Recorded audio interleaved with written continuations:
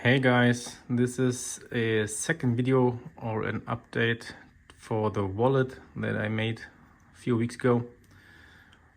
The wallet works great so far, but one of the issues that I had is that the wallet sometimes just kept opening in the pocket by itself, and so I think I have to fix that.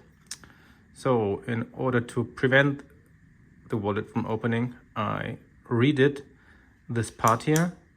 Originally it was made of aluminum.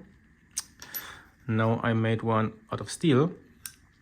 And what I'm going to do now is I will cut a small pocket here in the frame and add some of these small magnets. So I hope that these magnets then will hold this lever in place, and the wallet needs some force to open.